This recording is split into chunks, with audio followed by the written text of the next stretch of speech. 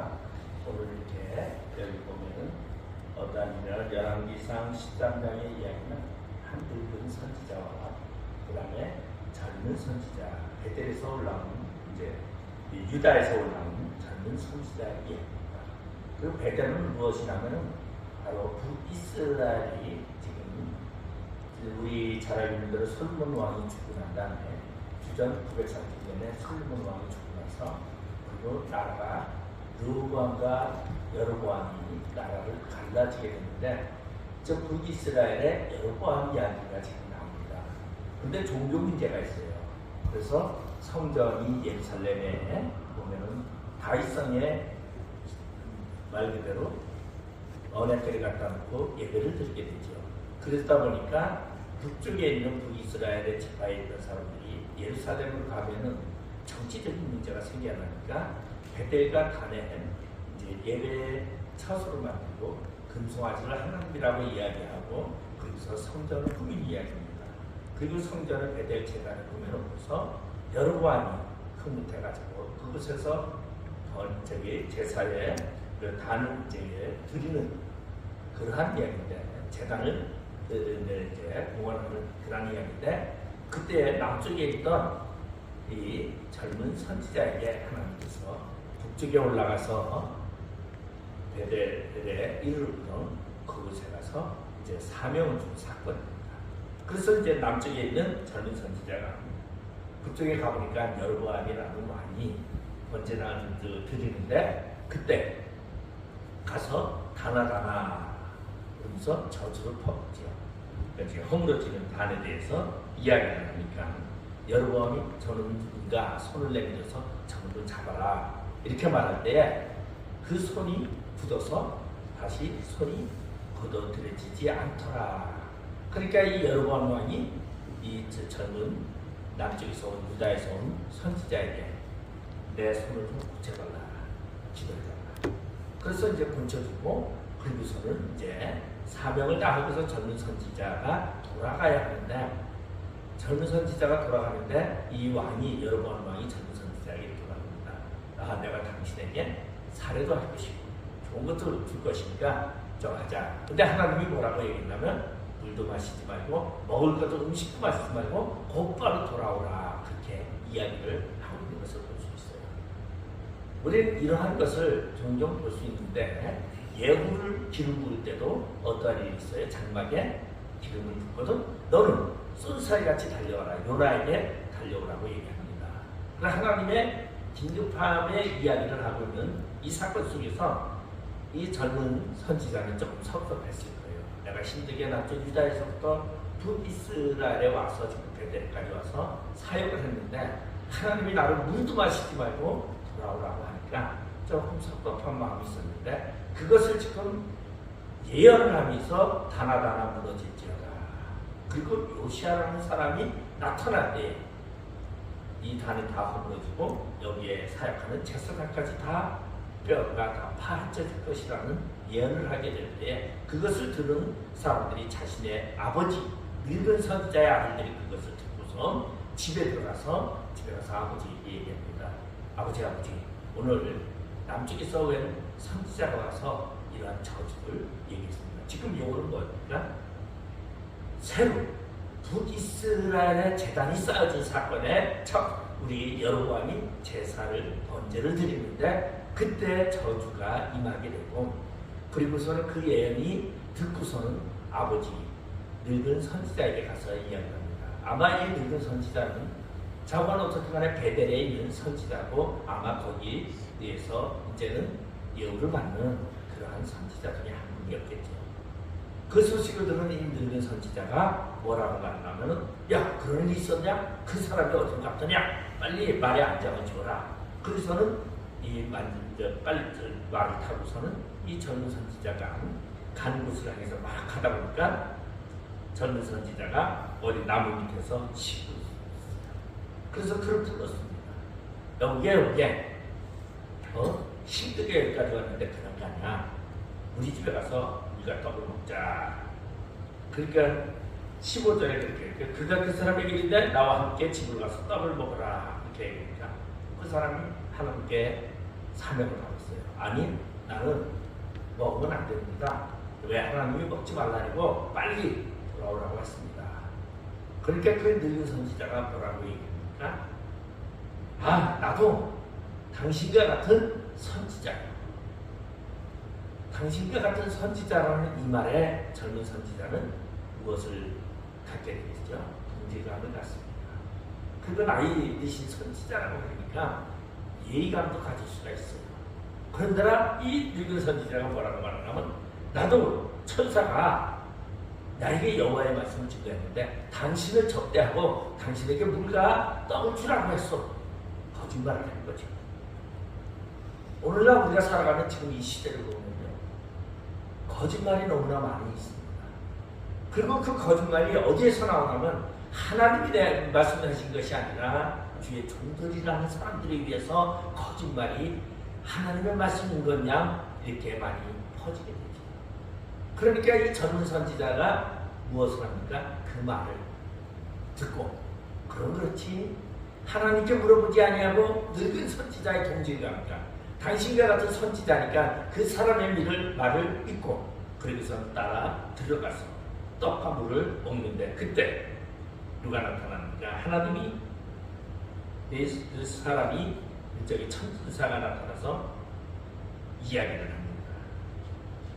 너는 떡과 물을 먹지 말라고 했는데 너는 그것을 먹었으니 너는 죽을 것이다. 그렇게 얘기하죠. 18절에 그가 그 사람에게 이르되 나도 그대와 같은 선지자라. 천사가 여호와의 말씀으로 내게 이르기를 그 내 집으로 데리고 들어가서 그에게 떡을 먹이고 물을 마시게 하라 하였느니라 하니 이는 그 사람을 속임이라. 그리고 먹을 때에 하나님의 말씀이 앉아있을 때 20절에 보면 그들이 상 앞에 앉아있을 때 여호와의 말씀이 그 사람에게 데려온 선지자에게 임하니 그가 유다에서 온 하나님의 사람을 향하여 외쳐 이르되 여호와의 말씀에 너가 여호와의 말씀을 어기며 내 하나님 여호와께서 내게 내리신 명령을 지키지 아니하고, 그래서 이제 죽을 것을 누가 예언을 하느냐? 늙은 선지자가 예언을 합니다. 이 늙은 선지자는 지금 조금 전에 뭐 했어요? 거짓의 예언을 했습니다. 그리고 지금은 하나님의 임재 속에서 진정한 하나님의 말씀을 또한 예언을 했어요. 그러면 이 젊은 선지자는 누구 때문에 죽게 되어 있습니까? 늙은 선지자 때문에 죽게 됐고, 늙은 선지자의 속임에 빠져서 와서 떡을 먹고, 늙은 선지자가 하나님이 임하면서 그에게 예언을 하면서 죽을 것을 예언을 하고, 그래서 이 유다에서 온 선지자가 나가서 밖에 나가니까 길에서 사자가 그를 물어서 죽이고, 그리고 나귀는 사자도 거기 있고 시체도 거기 있고, 그리고 나귀도 거기 서 있더라고요. 그거를 누가 그 주변에 있던 사람들이 보고서 그것을 가져가 늙은 선지자의 집에 이야기를 하게 됩니다. 그래서 늙은 선지자가 와보니까 젊은 선지자가 죽었어요. 그래서 그를 장사를 지냅니다. 늙은 선지자가 장사를 지내는데 장사를 지내면서 아들들에게 유언을 합니다. 뭐라고 유언을 하냐면, 이 선지자가 장사 지낸 그곳에 내가 죽거든 그 무덤에 나도 함께 묻어달라고 이야기를 합니다. 그리고서는 왕하 23장에 보면 요시야 왕이 등장했을 때에 요시야 왕이 이 베델에 와가지고 베델의 모든 무덤을 다 파헤쳐, 제사장들의 무덤을 다 파헤쳐가지고 그 뼈를 다 걷어가지고 다 제대로 부싸지고 빠가지고 제단에 뿌리는 사건이 나오는데, 그 무덤 앞에는 뭐라고 써있냐면 남쪽 유다에서 온 선지자의 묘라는 그 표식을 보고서 그 무덤의 뼈는, 그 늙은 선지자의 뼈는 취하지 아니하였더라고 왕하 23장에 이야기를 하고 있습니다. 오늘 우리 이 본문의 내용을 보면서 우리가 참 이해하기가 어려운 부분이 아닌가 생각합니다. 자, 그럼 늙은 선지자가 잘못됐을까요? 아니면 이 젊은 선지자가 잘못됐을까요? 아마 어떻게 보면, 어떤 주석에 보면 늙은 선지자가 선지자가 과거에는 열심히 하나님의 주의 종을 잘 주의 사명을 잘 간다 했는데 나이가 많아가면서 세상에 물들어가지고 조금 변질이 됐는데 그래도 하나님의 뜻을 알아가지고 그 젊은 선지자를 통해서 하나님의 하루 피하려고 진도를 피하려고 그래서 쓰더라고 출출망하는 사람도 있습니다. 그렇다고 그게 정답은 아니죠. 또한 제 젊은 선지자는 유다에서 왔던 선지자는 또 하나님의 사역을 맡고서 하나님에게 열정을 가지고서 갔는데 보상이 없다는 거죠. 내가 그렇게 하나님의 사역을 했으면 하나님이 먹을 것도 주고 힘도 줘야 되는데 너는 가서 떡도 먹지 말고 물도 먹지 말고 곧바로 돌아오라고 하는 그 하나님의 그곳에 과연 하나님이 그런 하나님이냐. 그런데 늙은 선지자가 나타나서 내가 천사가 나에게 말하기를 당신을 대접하라고 그렇지 하면서 들어가서 떡을 먹게 됩니다. 그래서 이 젊은 선지자를 또 이렇게 말하죠. 뭐라고 말하냐면은 주의 일을 하면서도 물질에 간식을 갖고 있었다는 거죠.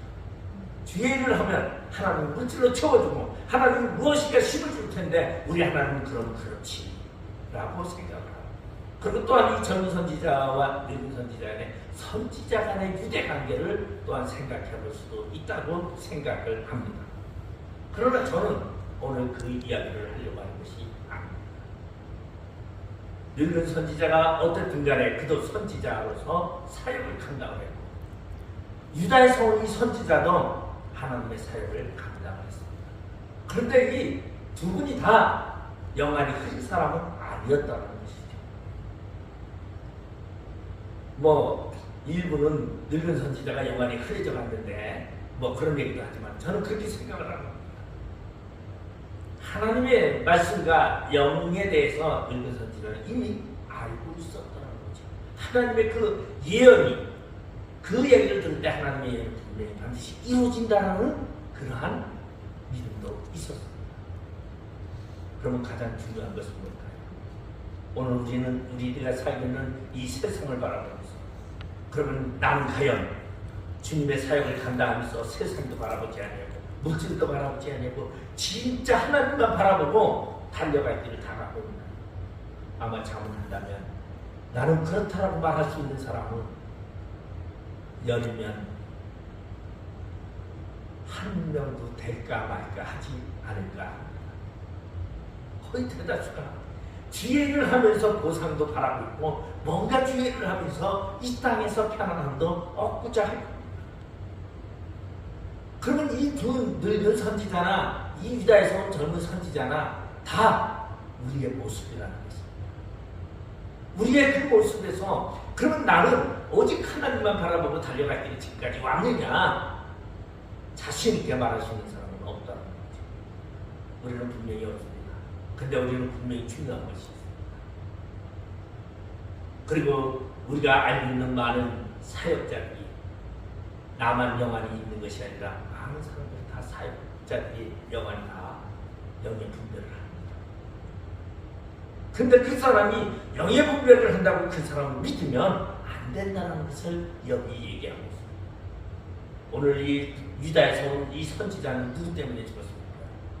늙은 선지자의 그 말에 속임에 넘어갔습니다. 그 속임이 근거 없는 얘기도 아니었고 그럴싸한 얘기였고 얼마든지 이루어질 수 있는 얘기였다는 것이에요. 그러면 우리는 우리의 사역을 어떻게 감당해야 됩니까? 이 젊은 선지자가 하나님 말씀을 예언을 하셨습니다. 우리는 먼저 무엇을 믿어야 되느냐? 절대 하나님의 말씀을 변치 않는다는 걸 믿어야 됩니다. 내가 하나님 앞에 기도응답을 받았으면 그 기도응답이 변하지 않는다는 걸 믿어야 됩니다. 근데 많은 사람들은 뭐라고 합니까? 어떠한 사람이요 교회 들어올 때 그래요. 하나님이 이 교회에 가라고 했어요. 하나님이 가라고 했나요? 저는 아니다. 하나님이 가라고 했다면 그 교회 가서 그 교회 끝까지 있어야죠. 그런데 좀 하다가 1년이고 2년이 지나다가 뭐가 좀 마음에 안 드는 사람이 있으면 뭐라고 해요? 하나님이 이 교회를 떠나서 다른 데 가라고 합니다. 거짓말이지. 속입니다. 이 늙은 선지자의 핑계나 그거나 다른 바가 하나도 없다는 것입니다. 우리가 주행을 하면서 내 생각이 개입되는 것이 바로 속임이라는 것에 넘어간다는 것이에요. 그러면 우리는 하나님께 부여받은 사명, 그것은 변하지 않는다는 거예요. 저는 하나님의 말씀은 절대 변하지 않는다. 저는 그렇게 생각합니다. 시기에 따라서, 시간에 따라서 변한다고 생각하지 않습니다. 한번 하나님이 명령하시면 그건 내 죽을 때까지 나의 사명이다 라고 저는 생각합니다. 그런데 늙은 선지자는 하나님의 말씀이 너무 엄했다고 생각할 수 있어요. 그래서 무엇을 요구했을까? 떡과 물과 심을 마음속에 기대하고 있었을 수도 있었다는 것이죠. 그렇기 때문에 이 늙은 선지자의 말이 진정한 하나님의 말씀인지 속임인지를 분별하지 못합니다. 왜? 내가 쉬고 싶어. 내가 듣고 싶었던 것을 듣고 싶었기 때문에. 기도 응답 받는다고 기도원에 가서 기도하면서요, 응답이 자기가 생각하는 대로 응답이 떨어져야 기도 응답이라고 생각한다면 잘못된 것이다. 내가 원하는 것만 응답하는 것이 아니라 하나님이 원하는 것을. 그래서 우리는 그런 말을 해요. 기도 응답되지 않은 것도 하나님의 응답이다. 우리는 그러한 것을 생각해요. 자신과 합치되지 아니하는 자신의 생각과, 그런데 자신의 생각과 맞는 이야기를 누가 하느냐? 동료가 하더라고요. 선지자 선배가 하더라고요. 나의 앞서간 동력자들이. 오늘 우리는 제일 많이 넘어가는 게 뭘까요? 앞선 목사님이 괜찮아, 거기야 제일 많이 넘어가지 않는가? 그렇다고 제가 무시하자는 게 뭘까요? 먼저 하나님과 나와의 관계를 정립하자는 거지. 하나님과 나와의 관계를 정립해야지 인간을 통해서 하나님의 음성을 들으려고 하지 말자는 것입니다. 이번에는 전부 사도행전만 있습니다. 아마 세 번 다 사도행전, 왜냐하면 영성 설교만 하기로 했어요. 그래서 저도 뭐 누가 어느 목사님이 얘기하는 거 거기에 빠지지 말자는 거죠. 우리가 가장 중요한 것은 하나님과 나와의 관계. 하나님과 나와의 관계가 아마 제 생각엔 그래, 목사님이 됐다면 하나님과 나와의 관계는 이미 다 정립하고 이 자리로 왔다고 생각해요. 그리고 그 하나님 때문에 지금 내가 목사가 됐다고 저는 생각합니다. 아직도 내가 하나님과 나와의 정립이 안 됐고 하나님의 사명을 모른다면 그런 목사가 될 수는 없다고 생각하기 때문에 하나님과 나와의 관계를 다시 재정비하자는 얘기입니다. 그것이 된다면 그 어떤 것보다도 우리가 가장 큰 중요한 앞으로의 사역에 중요한 점이 되지 않는가, 출발점이 되지 않는가 생각합니다. 그 다음에 두 번째로는 뭐 하느냐. 이 젊은 선지자가, 이 유다에서 온 선지자가 하나님이 자기에게 주신 그 예언을 변하기를 바랬어요. 왜 변하기를 바랬을까요? 나의 요구와 맞지 아니야. 제가 과거에요, 제가 처음에 목사가 되기 전에 하나님 앞에 기도를 했어요. 뭐라고 기도했냐면, 하나님, 남들 다 하는 목회 나는 안 하고 싶습니다. 내가 뭐 남의 양을 뺏을 필요도 없고 목사가 넘쳐나는데 내가 목회까지 해야 됩니까? 나 특별한 사명을 주세요. 제가 이거 머물러서 그래서 신학을 가가지고 하나님께 그렇게 기도를 했어요. 그렇게 기도를 하고선 제가 하나님께 그렇게 먹었어요. 제가 목회를 하면서 하도 안 되니까 하나님께 막 무죄했어요. 하나님, 양도 없는데 목사입니까? 목자가 양도 없는 목자가 무슨 목자입니까? 그럼 하나님 막 따졌어요. 왜? 나도 양을 많이 주세요. 그때 제 마음속에 들려왔던 이야기가 내 마음에 들려왔죠. 목자는 양이 만드는 것이 아니라 내가 만드는 것이다라는 음성을 주셨어요.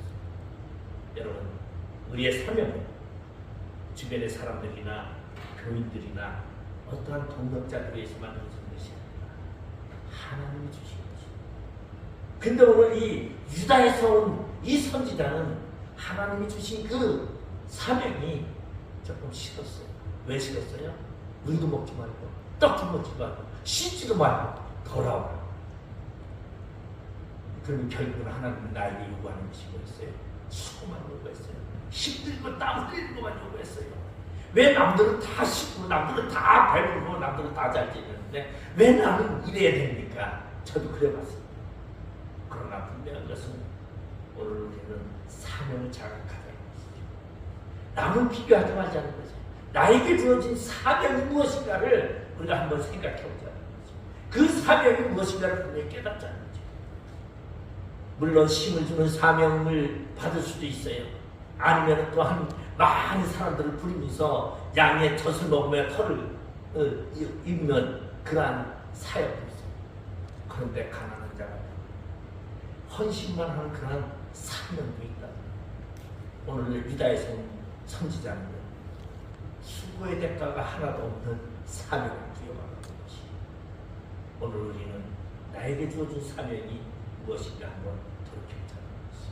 오늘과 저녁과 내일까지 아마 우리는 그것을 발견하면 가장 좋은 것이. 그 다음에 세 번째는 오늘 이 유다에서 온 선지자가 실수한 것이 무엇입니까? 하나님의 말씀에 불순종한 것입니다.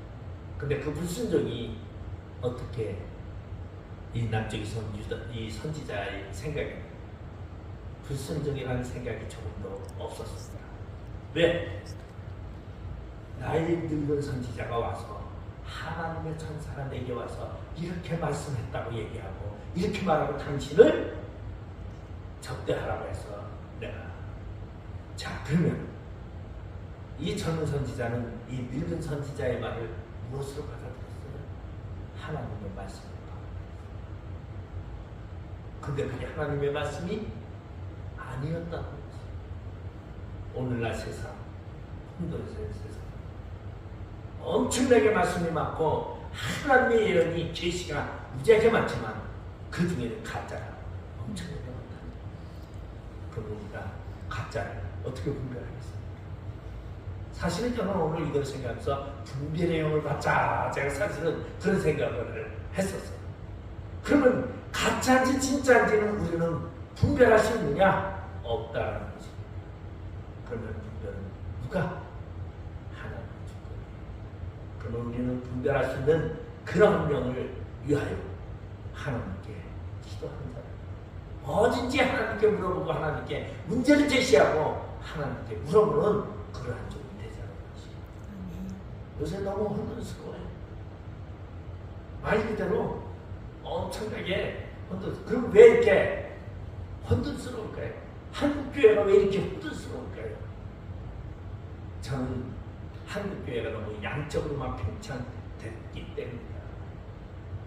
더 쉽게 말하면은 교회들이 그저 어린아이만 젖먹이들만 만들었지 장성한 분량에 이르는 신앙교육은 시키지 않았다는 거지. 그럼 왜 시키지 않았을까요? 자녀는요 품 안에 있을 때 자녀는 머리가 커지면요 골치 아프기 시작해요. 부모가 좋은 일보다 머리 아픈 게 더 많아요. 아이고 저런거라 아이고 저거 빨리 저기 장가라 가야지 저거 빨리 시집이나 가야지. 왜? 떠나길 바라는 것이. 그러면 진짜 진정으로 떠나길 바라는 부모인가요? 아니요. 머리가 아픕니다. 그럼 오늘날 교회에서 머리 아픈 것이 잘못해서 머리 아픈지 아세요? 성장되어지기 때문에 말을 합니다. 그런데 성장되어지는 교육을 뭐 하고 있습니까? 정신 이상한 자를 몰아서 다 죽이고 있는 것이 오늘날 한국 교회다. 그러다 보니까 한국 교회가 영적으로 성장이 되어지지 않는다는 것이. 그저 엄마 저쩌 제일 훌륭한 교육이요. 그것이 가장 목사한테 와서 무척대고 얘기만 하기를 바라는 그러한 목사님의 육적인 욕망 때문에 결국은 한국교회가 영적으로 성장하지 못했다고 저는 진단합니다. 그러면 우리는 어떠한 사람이 되어야 되겠느냐? 영적인 지도자가 되잖아요. 영적인 지도자는 무엇이에요?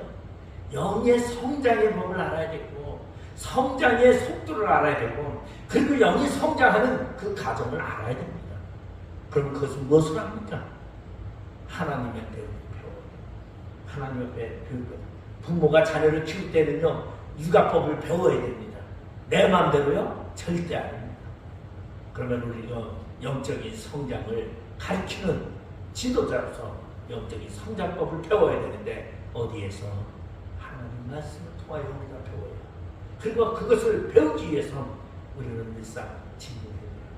궁금하고 모르면 물어야 돼요. 누구한테? 하나님. 오늘날 제일 문제점이 뭔지 아세요?